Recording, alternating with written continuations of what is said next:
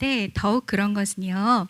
오늘 함께 나누게 될 이 요한복음 5장 본문의 시기적인 그 절기상의 배경이 때마침 유대인의 명절이더라고요. 그래서 명절이라고 하면 이제 우리네 명절이 그렇듯이 무언가를 기념하고 기억하고 서로 축하와 감사를 나누는 날일 텐데 특별히 오늘 다음 넘겨주시겠어요? 유대인의 그 명절들에는 어떤 명절들이 있는지만 한 번씩 간략하게 좀 보려고 해요. 유대인의 대표적인 명절로는 불임절, 유월절, 오순절, 초막절, 그리고 수전절이 있다고 하는데요. 그 중에서 사실 정확하게 이 본문이 어떤 절기에 어떤 명절에 내려갔는지를 나타내고 있지는 않지만 유월절에 예수님께서 이동한 거를 추정해서 그걸 기준점으로 할 때 아마도 오순절에 예수님이 예루살렘을 찾았을 것이다, 이렇게 추정하고 있더라고요. 이 부분 말씀드리면서 네, 명절에 우리도 한번 예수님께서 가신 곳을 한번 따라가 보려고 합니다. 다음 넘겨주세요. 오늘 예수님께서 명절마다 그 예루살렘을 찾으셨다고 했는데 예전에 박창식 전도사님께서 요한복음 4장 말씀 들려주실 때요, 그런 말씀을 해주셨었죠.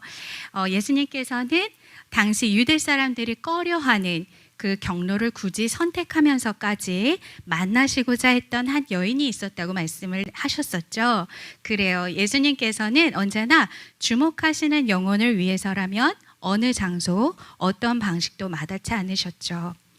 특별히 이번 유대 명절에 우리 예수님께서 예루살렘에 올라가셨다고 하는데요. 어떤 이와의 만남이 예비되어 있을지 궁금해지죠? 그럼 본문 속으로 우리 함께 들어가 봐요. 예수님께서 마침 예루살렘의 어떤 문 쪽을 지나가고 계세요. 저 문은요, 예루살렘 북동쪽에 위치한 양문이라고 해요. 우리가 알고 있는 그 단어 그대로 양의 문, 양들이 지나다니는 문이에요. 요즘은 어린이 친구들이 어른들보다 영어를 훨씬 더 잘하는 것으로 알고 있어서 왠지 서연이도 잘 알 것 같아요. 영어로도 표현해 볼게요. The Sheep Gate라고 합니다. 이 양의 문은요, 예루살렘 성전하고 아주 가까이 위치한 문이었기 때문에 성전 희생 제사에 쓰여지던 그 양들이 이 문을 통해서 들어오고 성전으로 유입되었다고 해요. 자, 그리고 이 양의 문 옆에는요, 아주 유명한 곳이 있었는데요. 바로 히브리어로 베데스다라는 연못이에요. 벳, 집이라는 뜻의 단어와 헤세드, 자비라는 뜻의 단어가 합성어로 돼서 만들어진 자비의 집, 은혜의 집이라는 뜻입니다. 이름이 너무 멋지지 않나요? 석회석으로 깔려 있어서 물 공급이 귀했던 그 예루살렘 땅에서요, 물을 끌어 모아가지고 만들어 놓은 인공 연못 베데스다에서는 제사 드리기 전 몸을 깨끗이 하기도 하고 제단에 바칠 제물을 씻었다고도 하죠. 그러고 보니까 하나님께서 이스라엘에 베풀어 주신 일들을 기념하기 위한 그 축제의 날, 명절인데다가 이름도 자비의 집이라고 이름하는 곳이니까 아름다운 모습을 좀 기대하게 돼요. 그렇죠? 그런데 우리의 그런 기대와 달리 연못 주변에 기둥과 지붕으로 이루어진 5개의 행각 아래에 앞 못 보는 사람, 혈기가 말라서 중풍에 걸려버린 사람, 다리를 저는 사람, 아예 못 걷게 된 사람 등 각종 병에 걸린 사람들로 인산이례를 이루고 있었어요. 모두들 슬픔으로 가득 차 보이죠. 너무 지쳐 보여요. 그도 그럴 것은요, 사실 이곳은 이름과 달리 자비나 은혜를 실제로 경험하기는 결코 쉽지 않은 곳이었죠. 언제부턴가 이런 이야기가 돌기 시작했습니다. 어떤 이야기냐고요? 천사가 연못에 내려와서 가끔 물을 움직여주는데 글쎄 그 물이 움직일 때 가장 먼저 들어가는 오직 단 한 사람만 어떤 병이 되었든 무조건 다 낫는다지 뭐예요. 그러니 모두들 저렇게 하염없이 물만 바라보고 있는 거죠. 그러다 정말 물이 움직이라도 할라치면 서로 먼저 들어가겠다고 여기저기 난리가 나지 않았겠어요? 밀치는 일은 다반사였을 거예요. 많은 인파가 모여있는 곳이다 보니 거동이 불편한 사람들 속에서 물소동이 날 때면 밟고 또 밟히는 일들이 왜 없었겠습니까? 아수라장이 따로 없었을 거예요. 자비의 집에서 말이에요. 서로를 불쌍히 여기고 서로 의지해도 견딜까 말까한 아프고 고독한 사람들을 상대로 이기심을 부추기고 경쟁하게 만드는 그곳에 진짜 치유가, 과연 그곳에 구원이 있을까요? 그 시간에 예수님께서 바로 그곳에 오신 것입니다. 자비가 없는 자비의 집을 안타깝게 바라보셨을 모습이 짐작되지 않나요? 당시 그곳에는 무려 38년 동안이나 병을 앓아왔던 한 남자가 있었어요. 예수님께서는 그 사람이 병이 너무 오래된 것을 아시고 특별히 38년 된 병을 앓아온 그 남자를 주목해 바라보셨습니다. 그리고는 그에게 가까이 다가가서 어떤 말을 건네시는데요. 예수님께서 병이 오래된 그에게 과연 무슨 말을 건네셨을까요? 우리도 가까이 가서 들어보죠. 네가 낫기를 원하느냐? 병이 오래된 그에게 너무 당연한 질문을 던지셨어요. 당연히 낫고 싶다, 혹은 왜 당연한 것을 물으시죠? 라고 대답하지 않았을까요? 그런데요, 여러분들과 제가 예상하는 그런 대답과는 달리 그는 다른 말들을 늘어놓았어요. 선생님, 물이 움직일 때 나를 연못에 넣어주는 사람이 없어. 내가 가는 동안 다른 사람이 나보다 먼저 연못에 들어간다고요. 당시 그곳의 분위기를 제대로 가늠할 수 있는 말이 아닌가 싶어요. 그 근거를 확인하기 어려운 신비로운 이야기를 정말 맹신하고 있었던 것 같습니다. 그로 인한 절망과 원망도 깊게 느껴져요. 누군가 자신을 물속에 던져주지 않았기 때문에 자신의 병이 낫지 않은 것이라고 확실히 믿고 있어요. 그는요, 모든 세계를 말씀으로 있게도 또 없게도 하실 수 있는 하나님의 아들, 구원자 예수님께서 자기 곁에 이렇게 가까이 서 계신데도 여전히 계속해서 연못만을 가리키고 맹신하고 또 바라보고 있었죠. 참된 치유와 구원이 어디서부터 오는지를 몰랐던 때문입니다. 반드시 그 연못에 들어가야지만 자신의 병이 나을 수 있다고 확실히 그것만을 붙잡았던 때문이에요. 잘못된 믿음, 헛된 소망으로 오랜 세월을 낭비한 그를 불쌍히 여기신 예수님께서는 그에게 이렇게 말씀하셨어요. 일어나, 너의 자리를 들고 걸어가라. 일어나, 네 자리를 들고 걸어가라. 이 말을 꼭 기억해 주세요. 이렇게 똑똑히 3단계로 예수님께서 명령하셨습니다. 이상하다. 하나도 아프지가 않아. 몸이 일으켜지네. 천사가 물을 움직여준 것도 아니고 내가 저 물에 들어간 것도 아닌데 어떻게 된 거지? 창조주 하나님의 그 말씀 자체이신 예수님, 그분의 명령대로 그가 행하자 38년에 그를 옥죄던 그의 병의 위세를 떨쳐내고 일어날 수 있었습니다. 그는 예수님의 말씀 그대로 자신이 오랜 세월 깔고 누워있던 그 쾌쾌한 묵은 자리를 말아들었어요. 그리고는 걸어갔습니다. 그가 어디론가 걸어갔어요. 어디로 걸어갔는지는 이후에 다시 나누도록 할게요. 그리고 그날은 바로 안식일이었어요. 고침을 받아가지고 걸어가고 있는 그에게 유대인들이 다가오네요. 다음. 네. 그날은 바로 안식일이었습니다. 넘겨주세요. 네, 한 번 더 넘겨주세요. 네. 고침을 받고 걸어가고 있는 그에게 유대인들이 다가왔죠. 이봐. 멈추시오. 당신 정신이 나갔소? 오늘 안식일인데 어찌 자리를 들고 일어나 걷는단 말이오. 안식일에 아무것도 해서는 안 된다는 것을 잊었소? 저를 고쳐주신 분이 저에게 자리를 들고 일어나서 걸으라고 말씀하셨기에 순간 저도 모르게, 하지만 제 모습 좀 보십시오. 38년 동안 저를 억눌렀던 그 병이 정말로 제게서 떠나가 이렇게 제가 걷고 있습니다. 중요한 것은 안식일에는 아무 일도 해서는 안 된다는 율법이요. 유대인들은 그가 오랜 병에 시달리다가 나음을 얻었음에도 그 회복된 모습에는 전혀 관심 없었고 오로지 율법을 어겼다며 그를 비난합니다. 그들이 물었어요. 당신에게 자리를 들고 걸어가라고 말한 사람이 도대체 누구요? 그곳엔 너무 많은 사람이 있었기 때문에 제 병이 나았다는 것이 기쁜 나머지 미처 그분을 보지 못했네요. 예수님께서는 이미 군중 속으로 사라진 뒤였어요. 그리고 며칠이 흘렀습니다.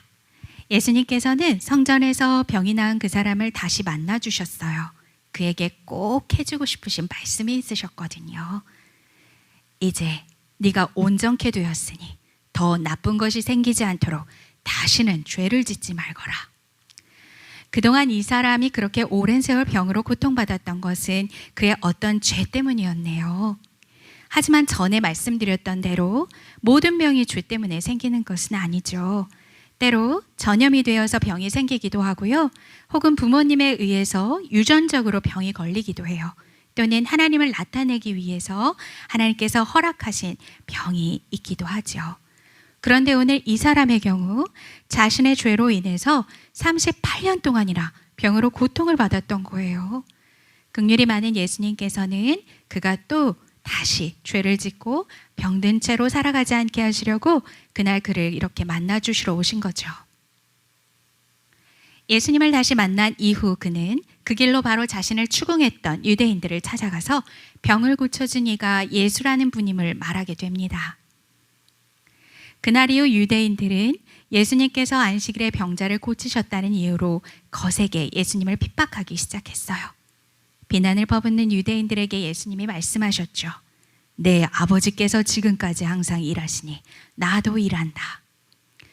감히 안식일을 범한 것도 용서할 수 없는데 하나님과 자신을 동등하게 여기고 하나님을 자기의 친아버지라 부르다니 도저히 들어줄 수가 없다.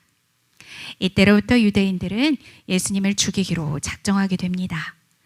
그분이야말로 진정 하나님의 아들이시고 죄된 우리를 온전케 하시는, 우리를 살리시는 치료자, 유일한 구원자이심을 알아보지 못하고 말이죠. 오늘 우리가 함께 나눈 요한복음 5장의 베데스다 연못에 38년 된 병자 치유 사건은 요한복음이 나타내고 있는 7가지의 표적 중에서 세 번째 표적입니다.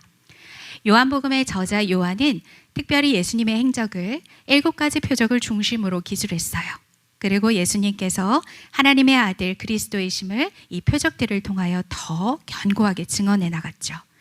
그분을 믿음으로 풍성한 생명을 얻게 하기를 또한 강력히 촉구했습니다. 오늘 요한복음 5장에서 치유를 받은 병자 38년 동안 병을 앓았다고 말씀드렸는데요. 어딘가 익숙한 숫자라는 생각이 드시지 않나요? 민수기 발람 발락 말씀을 함께 나누면서 이스라엘 백성들이 불순종으로 인해서 실패하고 허비했던 그 실패한 낭비의 세월을, 그 광야에서의 시간을 38년이라고 말씀드렸었어요. 오늘 본문은 구약성경의 그 숫자와 연결해서 이 병자의 연수를 우리에게 다시 말해주고 있습니다. 죄로 인해서 병들고 허비된 시간들로 말이죠. 너무 안타까운 것은요, 이것이 비단 광야 이스라엘 백성들이나 혹은 베데스다 목가의 그 누군가의 이야기만은 아니라는 사실이에요. 죄로 인해서 병들어버린 세상과 사람들을 더욱이 그 자리에 그대로 주저앉히고 회복 불가능하게 만들어버리거나 치료와는 완전히 멀어지게 만드는 유사복음이나 희망 고문과 같은 헛된 소망들이 우리 앞에 여전히 즐비하다는 때문이죠.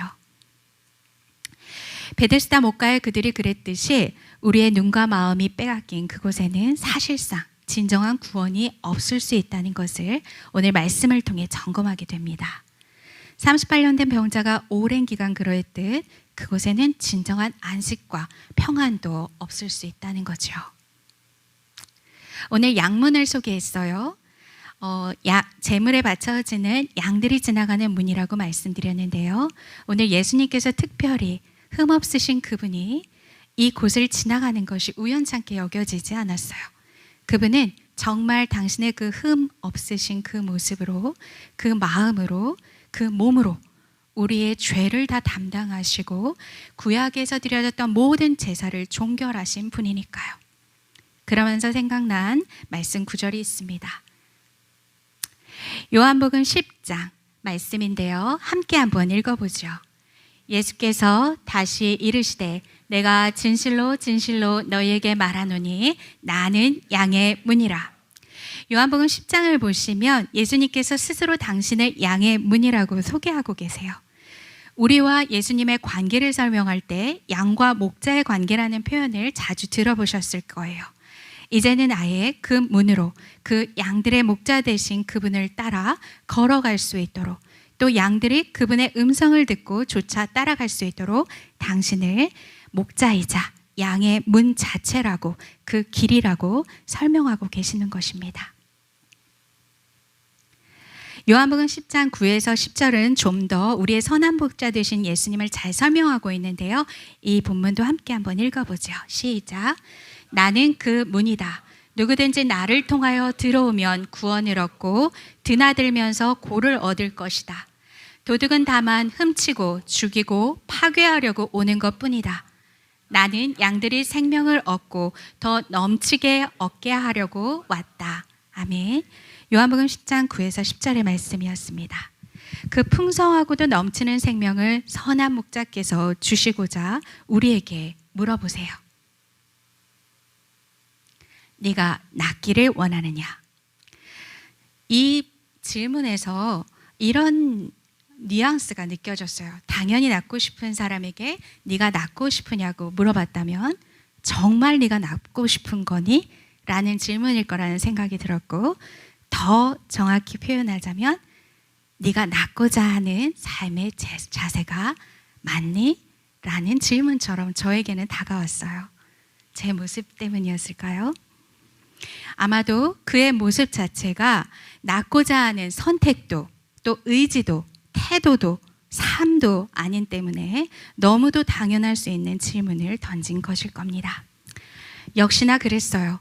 그 아픔의 원인을 그는 밖으로 찾고 있었죠. 그는 자기 서름과 자기 연민으로 가득 차 있었어요.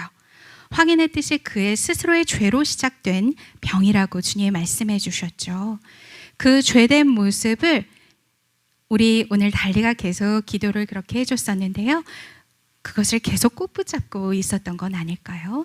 그리고 깔고 앉아서 오랜 세월을 계속 반복해서 그 죄된 모습으로 살았기 때문에 일어난 일들을 마치 밖에서 누군가에 의해서 내가 이렇게 병을 앓고 있는 양 그는 말하였어요.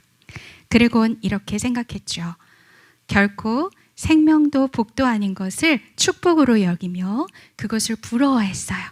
헛된, 허황된, 거짓된 메시지를 온종일 붙잡고 말이죠. 그럼에도 주님은 그를 불쌍히 여기시고 이렇게 촉구하세요. 일어나, 네 자리를 들고 걸으라. 분명히 제가 이 세 가지의 단계를 꼭 기억하자고 말씀드렸습니다. 양으로 생명을 얻게 하시는 그분의 사랑과 능력에 힘입어서 그가 병세를 떨치고 일어나서 그 옛 죄된 자리를 들고 걸어가요. 제가 어느 곳으로 걸어갔는지 다시 말씀드린다고 했었는데요. 그것은 제가 주님을 좀 희미하게 좀 표현을 해봤어요. 주님이 안 계신 곳, 부르신 방향이 아닌 곳, 그분이 누군지 놓쳐버린 곳, 그분이 걷는 길의 반대편 방향인 곳이라는 것을 느낄 수 있었습니다.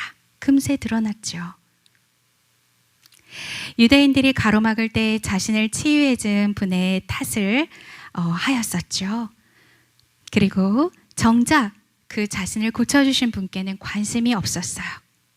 생명을 주신 분에 대한 누군지에 대한 궁금함은 전혀 없었습니다. 그리고 그들이 가로막은 이유가 더 기가 막힌 것은요. 이날이 안식일이라는 이유로 그가 무엇을 했다는 것을 질책했어요. 38년 동안 병에서 놓인 그에게 진정한 안식일의 의미는 평강과 우리의 영육을 회복시켜 주시는 것임에도 불구하고 단지 무슨 일을 한다는 이유로 그는 질책을 받아야 했습니다.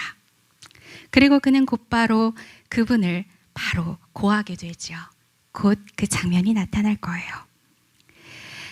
마치 주님께서는 이런 그를 잘 아시고 다시 찾아와 주셨어요. 한 번 더 기회를 주시기 원하셨죠. 선한 목자, 양을 다시 우리로 안전히 이끌어 주시고 싶은 양의 문, 양의 목자 되신 그분께서 다시 도와주시고자 하시는 그 사랑의 음성으로 말씀하세요. 더 악한 것이 생기지 않게 다시 죄를 짓지 마라. 오늘 본문의 그는 다시 그분의 이름을 다시 고하러 가는 우를 범하고 맙니다. 마치 도둑은 빼앗고 멸망시키려고 하고 참과 거짓을 분별치 못하지만 그러나 주님께서는 끝까지 그에게 한 번 더의 기회를 주고 계셨어요. 그분의 다시 거듭 부르시고 초대하시는 생명의 초대에, 그리고 그분의 내미는 손에, 그리고 그분께서 초대하시는 그 평강과 자유의 자리에 우리가 다시 같이 걸어갈 수 있으면 좋겠습니다. 안식의 삶이 있다는 것을 그분 가운데, 그리고 회복과 치유가 그분 가운데 있다는 것을 우리가 경험하기를 원합니다. 우리 아까 장면 다시 한번 할까요? 우리 친구들 다음 세대 그 주중 모임 가운데에서 예수님 제자로서 좇는 그런 삶을 계속해서 경험하는 걸로 알고 있어요. 예수님 행적을 따라가 보기 맞죠?